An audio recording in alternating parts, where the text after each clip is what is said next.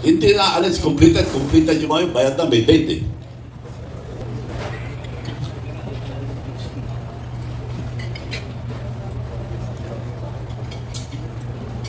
These are all the projects in Ilocos Norte.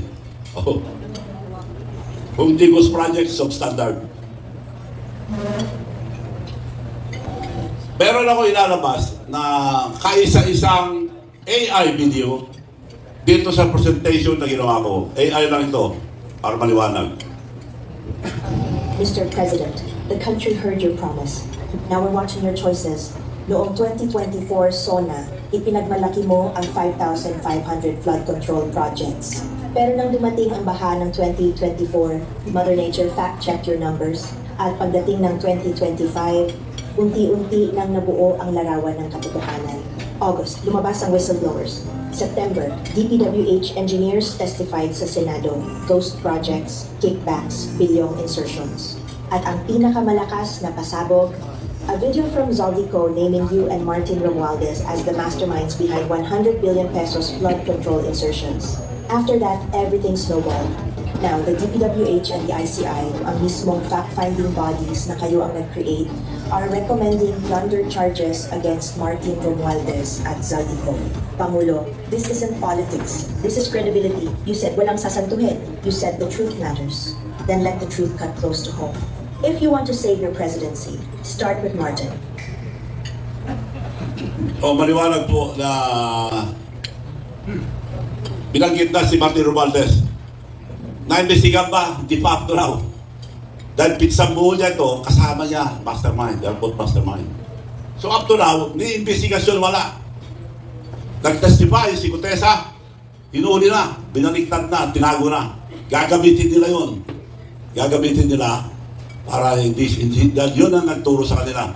So si Gutesa, nakatago na kay Martin Romualdez at plano nilang gamitin pag pinahal sila sa ombudsman. Pero walang kwenta ang ombudsman dahil ganun na rin. Start with Martin Romualdez. Wala. Because justice only matters if it reaches your own family. Pangulo, the nation is watching, and history won't forget who you choose to protect. The nation is watching, history won't forget. Unti-unti lumalabas ang katotohanan sa flood control project. Corruption started in 2023, 2024, and 25. Gumagawa na sila ng pera noon, 23, 24, 25. Pinakamalaki yung 25. Pakinggan natin ang ibang naglakas loob na magsalita sa Congress na dapat gayahin ng iba. Sino po ang unang may responsibilidad? Ang Pangulo. 2023, GAA, sinalauna ng Kongreso. Binawasan ang pondo niya ng halos 300 bilyon. Hindi nangyari yan sa kasaysayan ng mga naging Pangulo sa Pilipinas. Pinabayaan niya, hindi siya kumibo. Yung kabinete niya, hindi kumibo. Specific doon. 2024, binawasan, sinalauna ng Kongreso ito, 500 billion. Binawasan ang President's budget, hindi kumibo ang Presidente, hindi kumibo ang ating mga kabinete. 2025, 473 billion. Pati yung mga pondo para sa mga flagship projects ng Pangulong inalis. Kaya na-delay na lahat ng mga proyekto. Hindi pa rin kumibo ang Pangulo. Hindi pa rin kumibo ang kabinete. Number one na may problema, command responsibility ang ating Pangulo. Very specific yan. Pangalawa, pinsan ng Presidente. Ang ating speaker noon, si Speaker Romualdez. Hindi ba sila nag-uusap? Pinsang buo eh. Maraming salamat, Congressman Naigaya Lise. Sana maraming gagaya sa'yo, si Manong Chabito. Okay. Pakinggan pa natin ang isang vlogger para hindi nyo sabihin na ako lang nagsasabi nakapansin. Ang vlogger, pakinggan natin na nag-comment si Michael Cayo para pasalamatan natin. Kung dalawa lang nakakaalam kung paano sa Zaldico, yung ibang mga politiko na kinabang, ang alam nila si Zaldico at si Romualdez lang. Bakit presidente ngayon ay inimbestigahan yung ibang kasama sa baba? Legit yun. He can do that. Kapag inatake ko at gusto kong ipakulong yung ibang involved, can I do that? Without implicating myself. I become a hero.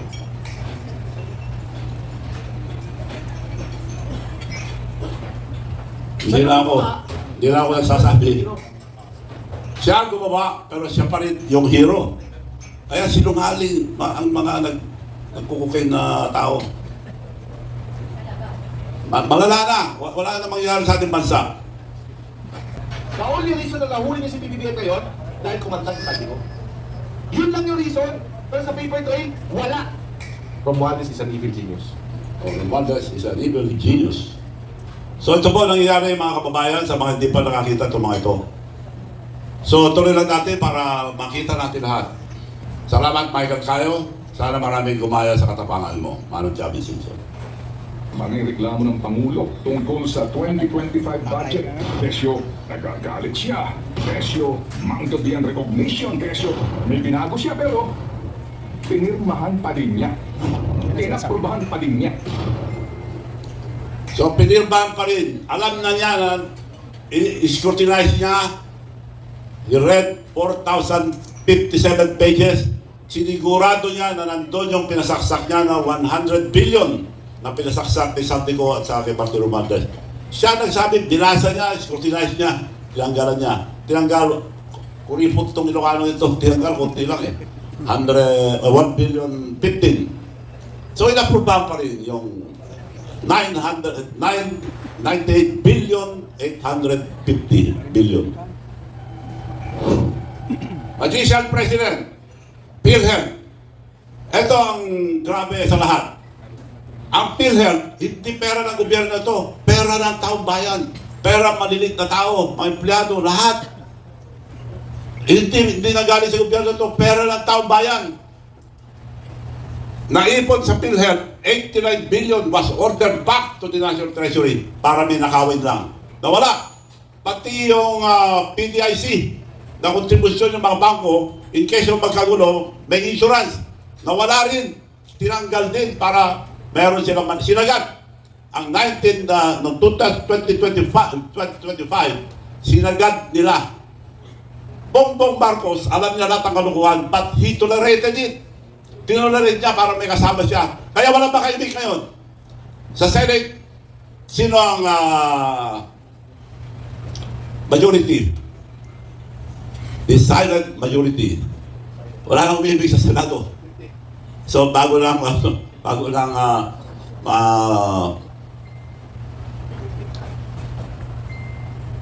tuloy ko ito 19 billion was ordered back. And then paggawa ng National Expenditure Program, the General Appropriation Act, ang una-una na humingi ang 74 billion. The Magician President for the first time in the history of PhilHealth, 2025 budget, zero. Dahil yung hiningi sa, ito yung DAA. Hindi aandar itong Philippine budget. Unang-una sa lahat, budget ni Presidente. PhilHealth requested, because wala na pera, they requested na isuli sana 74 billion PhilHealth. Dahil 89 billion ang kinuha. Nandiyan yan. Malinis kasi ito eh. At ang mga allocables, nandiyan sa loob. Bastusan na ito. Papakita ko ng allocables mamaya. Ang budget na inihanda, ang Office of the President, kasama ang DPN, Deputy President, and lahat ng department, mag-submit. PhilHealth nag-submit ng 74 billion. The PhilHealth. Now, pinirmahan niya. Hindi ko ito kung hindi niya pirmahan. He signed it. It went to Congress, dagdag bawas, nandiyan pa rin ang 74 billion PhilHealth. Pagpunta sa Senado, nandiyan pa rin ang 74 billion PhilHealth. By come, dito sinaksak lahat yung mga gusto nila. 100 million na para kay Bongbong Marcos. Yun lang, pero pera pa yung may iba. Almost all department, meron anomalya. So yung 100 billion na pinasaksak ni Bongbong Marcos kay Santico at Martin Romualdez, dito sinaksak. Dahil sa BICAM, kukunti na lang ang tao. Tapos, nandiyan 74 billion PhilHealth. Pagkatapos niyan, pupunta na sa Proposed General Appropriation Act. Propose lang yan dahil ang GAA, maging batas lang pag pinirma na ni Presidente. So dito, nandiyan pa rin 74 billion PhilHealth. Pareho pinagbutuhan to. So, wala nang makikita ito sa Congress, magbubutuhan lang, aprubahan. Wala nang makikitang tao, wala nang makikitang papel sa Senado, pagbubutuhan lang, ay approve. Pag na-approve na ang proposed GAA, pabalik na kay Presidente.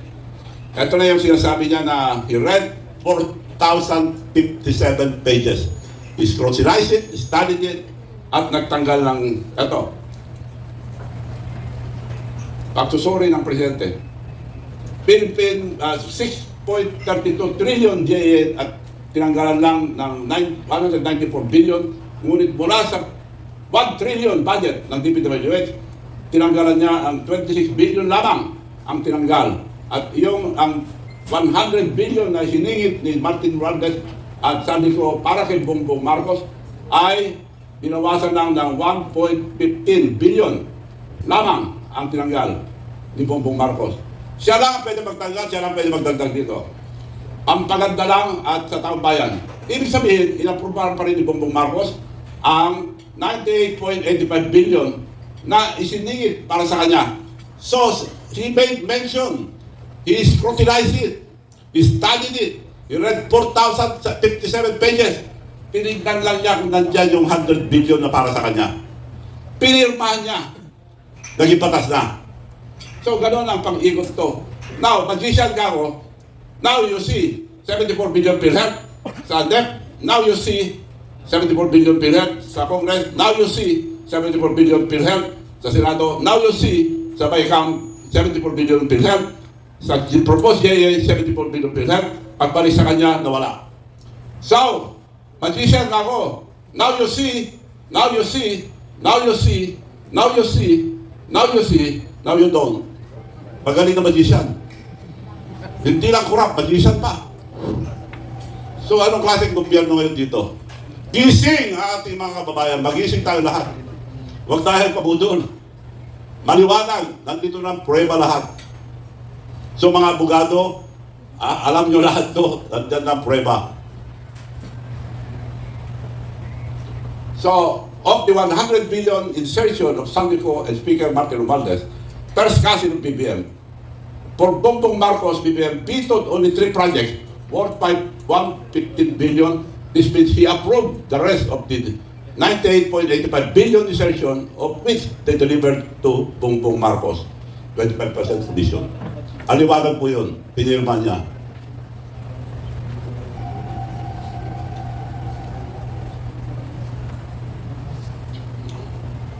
Next.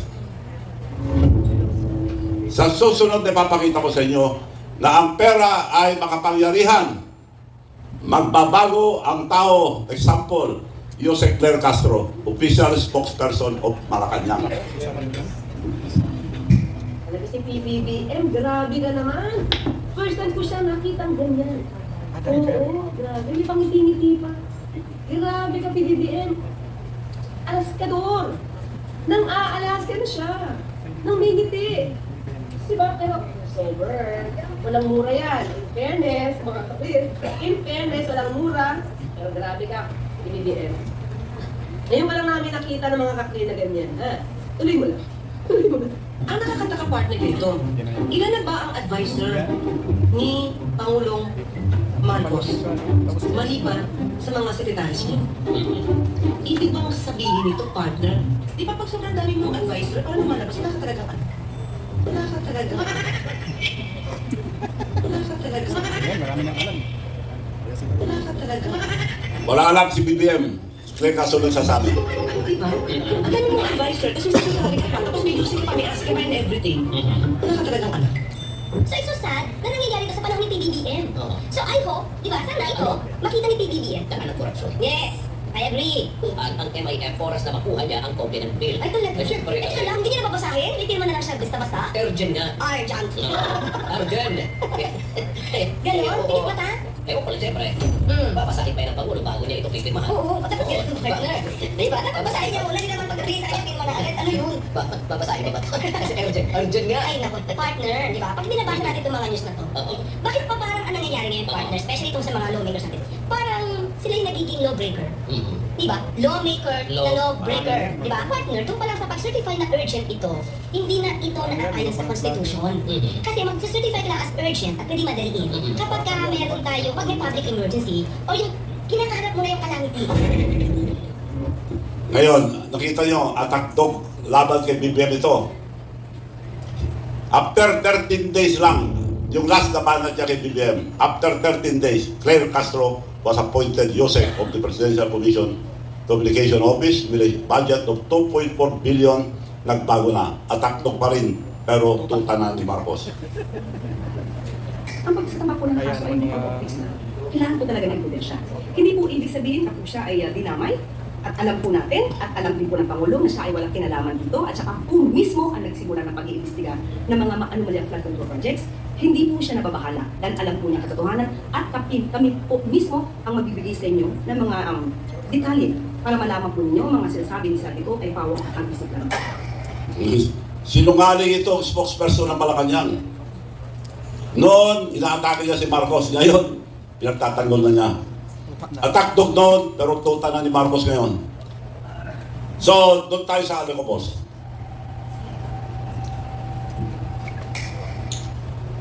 Pork barrel, illegal sa Supreme Court ang mga Alocobos ay nasa National Expenditure Program. Nakalagay ito sa National Expenditure Program at naibigay bawang para puntuhan ang mga proyekto bago pa man sila matukoy. Ang pork barrel, basta iba na ngayon. Ang pangalan niya, Alocobos. But the same dog, different colors. Iba na pangalan eh. So, ang mga Alocobos, top 14 lang to. Halos lahat ng congressman may Alocobos. Huwag tayo pumayag, mga kaibigan. Mga kababayan, huwag tayo pumayag. Pinabastos na tayo. Ang dami ng ninakaw, may Alocobos pa. Dagdag, yan. Ang hari, anak ni Bongbong Marcos, 15 billion 15 billion plus. Almost 16 billion. Number 2, Martin Romualdez. Wala nang hiya yan. Nakalagay, nakarecord sa net yan. Pinirmahan pa rin ni Bongbong Marcos. So wala na, hindi na tamang pag-iisip nito. So itong ibig sabihin nito, dagdag lang sa mga nanakaw na pera na ginawa ng isang pork barrel. Pinalitan ng pangalan. So itong top 14, sila nakakaalam ang mga anomalya na nangyayari sa gobyerno ito. Pagka sila nakakaalam, nakakamoy, binibigyan ng malaki. So top 14 lang ito ha. Dagdag lang ito sa mga pera na nakuha nila sa gobyerno. Kaya walang konsensya itong gobyerno ito. PhilHealth zero. Tinakaw nila lahat, kinuha, taong perbayan. Yung PDIC, na insurance ng mga bangko. So kung may mangyari, kawawa ang ating bansa. So maliwanag, mga kababayan, na linuloko na tayo itong namubulok na tuliro na dahil nagdudruga. Puro pagdalakaw sa panumpayan. Bukod pa ito sa insertion, ang program funds, ayuda, bakit nauna ang pundo sakalang hahanap ng item sa NEP. Mahanap sa NEP ang mga ito na nasa NEP. So,